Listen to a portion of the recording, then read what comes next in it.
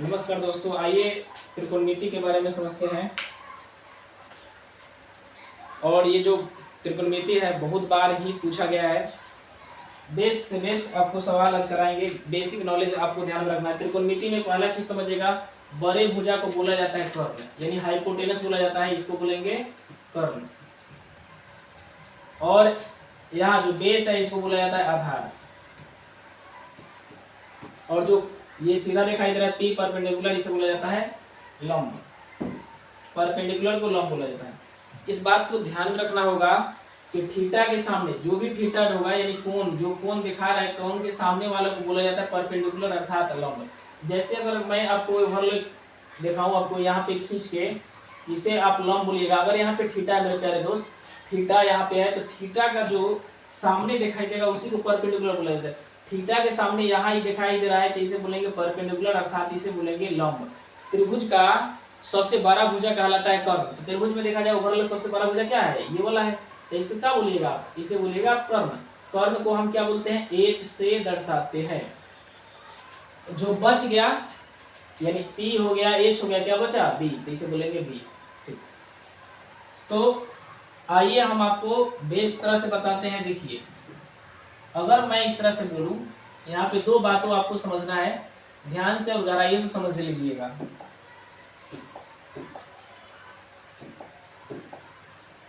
जैसे मैं बोलूं यहाँ पे थीटा है, आपको यहाँ पे थीटा दे रखा है।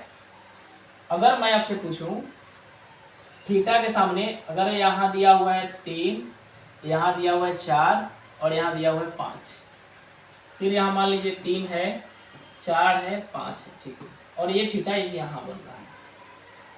अब दोनों तरफ से आप बारीकी से देखिएगा क्या हम लिखेंगे। थीटा के सामने कभी भी ये परपेंडिकुलर होगा, पी होगा, अर्थात पी का वैल्यू कितना है मेरे प्यारे दोस्त, 4। ठीक है, यहाँ देखिए थीटा का वैल्यू, थीटा के सामने जो होगा परपेंडिकुलर होगा अर्थात लंब होगा, यानी यहाँ पी का वैल्यू कितना दिया है, 3। किसी भी त्रिभुज में सबसे बड़ा भुजा को कर्ण बोला जाता है। सबसे बड़ा भुजा क्या है, सबसे बड़ा भुजा आपको दिखाई दे रहा होगा कि 5 है, तो इसमें भी सबसे बड़ा भुजा क्या दिखाई दे रहा है, 5 है। ठीक,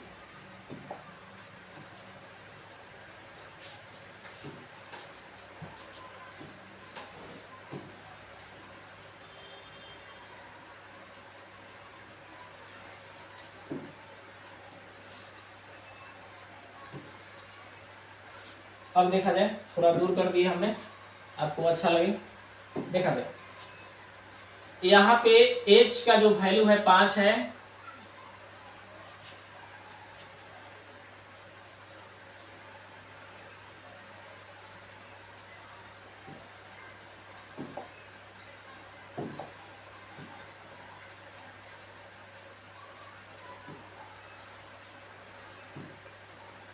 यह p है। थीटा के सामने कभी भी थीटा के जो सामने होगा वो परपेंडिकुलर दिखाई देता है। परपेंडिकुलर कितना हो रहा है इसमें, 3। इसमें देखा जाए यहाँ थीटा है, थीटा के सामने परपेंडिकुलर होता है, यहाँ पी का वैल्यू कितना है, 4 है। और जो बच गया वो बेस है, तो बेस का वैल्यू कितना दे रखा है, तो बेस का वैल्यू दिया है 4। इसमें बेस कितना है, तो बचेगा वही बेस है, यहाँ बेस का वैल्यू कितना दिया है, 4, 3। अब मैं अलग अलग आपको लिख के दिखा रहा हूँ। दोनों त्रिभुज में कर्ण का मान समान होगा, लेकिन लंब आधार अलग अलग हो गया होगा। यानी थीटा के कोण के वैल्यू ही सबको, जो थीटा का मान है, थीटा के सामने जो होता है वो परपेंडिकुलर होता है, उसी कारण ये क्या होता है, गड़बड़ दिखाई देगा आपको। तो मैं यहाँ अगर लिखूँ इसमें पी का वैल्यू कितना है, इसमें बी का वैल्यू कितना है, इसमें एच का वैल्यू कितना है, पी और बी सब अलग अलग होंगे, लेकिन एच का जो मान होगा दोनों समान होगा। इसमें भी पी का वैल्यू जो देखा जाए, बी का वैल्यू देखिए और एच का वैल्यू देखिए, तो आपको पता चलेगा। यहाँ देखिए पी का वैल्यू, यहाँ पी का वैल्यू कितना दिया है, 3, इसमें बी का वैल्यू कितना दिया है, 4, और एच का वैल्यू क्या दिया है, 5। यहाँ भी देखा जाए पी का वैल्यू कितना दिया है, पी का वैल्यू दिया हुआ है 4। देखिए यहाँ पी का वैल्यू 3 हो गया, यहाँ पी का वैल्यू क्या होगा, 4। यानी थीटा के सामने जो होगा वही लंब बोला जाता है। देखिए तो यहाँ थीटा के सामने लंब क्या है, 4 है, यहाँ थीटा के सामने लंब क्या है, 3 है। ठीक है ना, इस कारण ऐसा होता है। बी का वैल्यू कितना है, बी का वैल्यू देख के आपको बताना है, तो क्या है, 3 है, तो 3 मैंने लिखा, और एच का वैल्यू क्या दिया है, 5 दिया हो। दोनों त्रिभुज में जो हाइपोटेनस है यानी कर्ण है, दोनों ही त्रिभुज का क्या है, समान दिया हुआ है। तो इसका यह मतलब है कर्ण का वैल्यू अगर समान त्रिभुज का जो भुजाएं हैं, समान त्रिभुज की भुजाएं हैं, अगर कर्ण का मान उसमें कभी भी नहीं बदलता है, लेकिन थीटा के आधार पर इसका मान क्या हो जाते हैं, बदल जाते हैं। आइए हम आपके लिए एक और सवाल लेकर आते हैं। आपको कर्ण आधार लंब पहचानना है। अगर मेरे प्यारे दोस्त, अगर इस तरह से अगर दिया जाता, अगर यहाँ पर इसका मान दिया गया 13, 12, 5, इसका थीटा का मान, अगर यहाँ पे थीटा रहता कुछ और, इसका यहाँ थीटा दिया हुआ है। अगर मैं यहाँ से पूछूं आपसे P का वैल्यू क्या है, B का वैल्यू क्या है, तो आप आसानी से बता सकते हैं कि P का मान क्या है, B का मान क्या है और H का वैल्यू क्या है। पूरा हम बेस से ही लेके चल रहे हैं कि आपका मजबूतीकरण हो। कॉपी और कलम अपने साथ रखिएगा और धीरे धीरे हर बातों को सहमता से और सहजता से उतारते चलिएगा। P का वैल्यू यानी थीटा का जो सामने होगा मेरे प्यारे भाई, वही लंब को दर्शाता है। यानी P का वैल्यू कितना है, 5 है, तो 5 मैंने लिख दिया।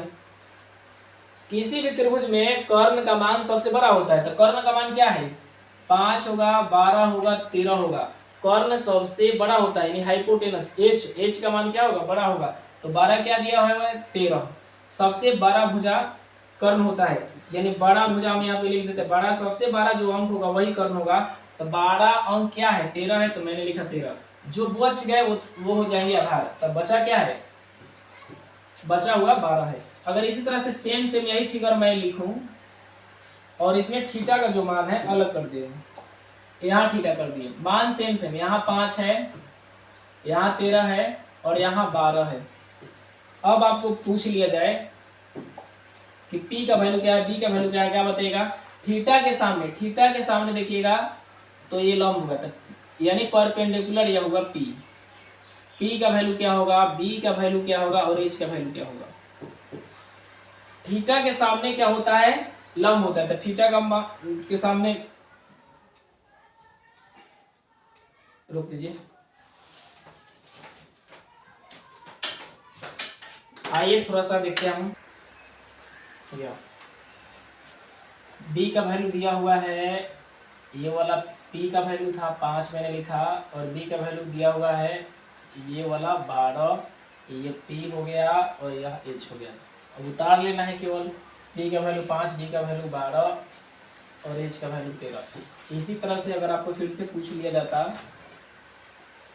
यहाँ 5 है, 13 है और 12 है, और थीटा का वैल्यू अगर यहाँ दिया होता थीटा का मान, तो यहाँ ये क्या हो जाता, P, यह P हो गया। अब त्रिभुज का सबसे बड़ा भुजा क्या होता है, कर्ण H होता है, तो यहाँ पे H का वैल्यू हो गया और ये वाला किसका वैल्यू होगा, B का। इस तरह से आपको उतार लेने हैं। आइए त्रिभुज के सभी निष्पत्तियों के बारे में समझते हैं। त्रिभुज के 6 निष्पत्तियां होता है जी, 6 निष्पत्तियां आपको समझना है। त्रिभुज में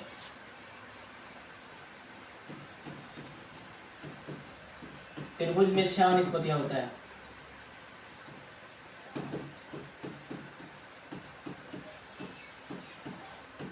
चलिए सबका हम नाम लिखते हैं और इसका नामकरण भी करते हैं। मान के चलिए यहाँ थीटा हुआ है,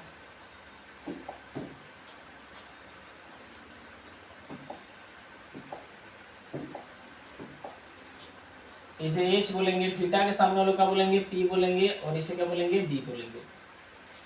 आशा करते हैं कि आप लोग समझ चुके होंगे। 6 निष्पत्तियां होते हैं, 6 निष्पत्तियां का हम नाम लिखते हैं। पहला नाम है साइन। साइन थीटा बराबर होता है परपेंडिकुलर बटा हाइपोटेनस, यानी लंब बटा कर्ण। इसी का दूसरा रूप होता है, इसको कौशिक अगर लिखते हैं, कौशिक, तो ये जो मान है P और H आपस में बदल जाएंगे, H चला जाएगा ऊपर और P चला जाएगा नीचे। इसे एक साथ एक बार आप याद रखिएगा, सही रहेगा। अर्थात साइन इक्वल टू होता है P बटा H। P का वैल्यू क्या बोलते हैं, P को क्या बोलते हैं, लंब बोलते हैं, यानी इसे लंब और कर्ण कहेंगे, इसे कर्ण और क्या कर सकते हैं, लंब। ठीक, आगे हम देखते हैं।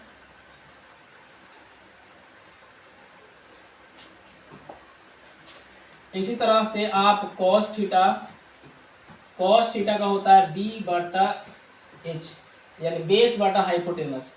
ठीक, ये पहला मान के चलिए, हालांकि रोमन में तो इसे 3 कर लेते हैं, इसे 4 करते हैं। सेक थीटा बराबर क्या होगा, तो हो जाता है H बटा B। यह एक साथ एक बार याद रखिएगा, कॉस इक्वल टू क्या होता है बी बटा एच, और सेक इक्वल टू क्या होगा एच बटा बी। इसी तरह से आपको tan का भी याद रखना है। tan का क्या होगा,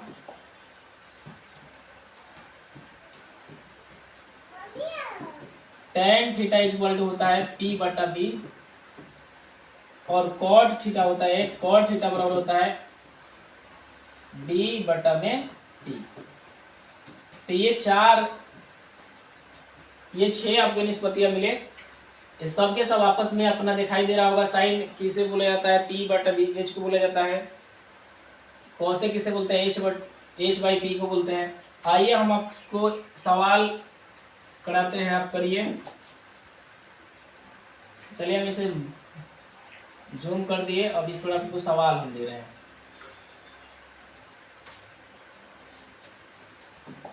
अगर कहा जाता कोई त्रिभुज है, त्रिभुज का सभी दिया हुआ है, यहाँ मानकर चलिए यहाँ दिया हुआ है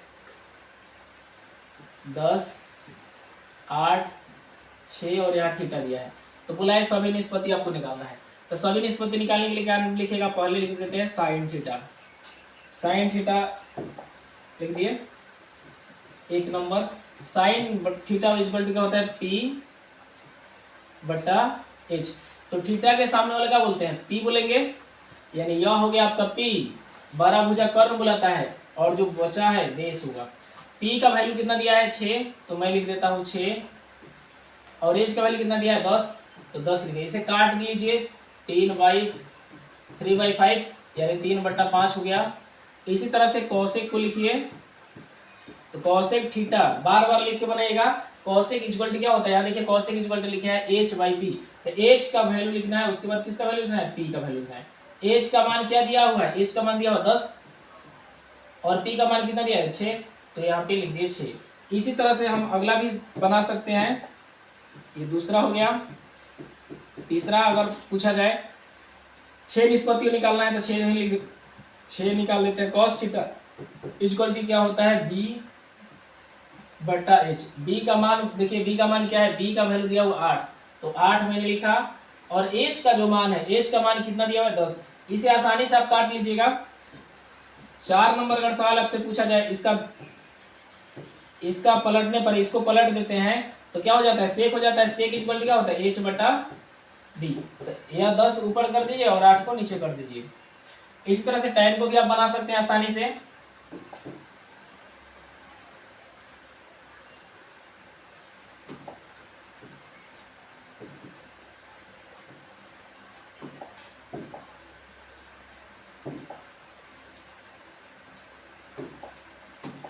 tan थीटा इक्वल टू क्या होगा, tan थीटा बराबर होता है p बटा b। p का वैल्यू आपको दिखाई दिया होगा, p का वैल्यू 6 दिया था और b का वैल्यू 8 दिया है, तो 6 बटा 8 हो गया। इसी तरह से cot थीटा को बनाइए, cot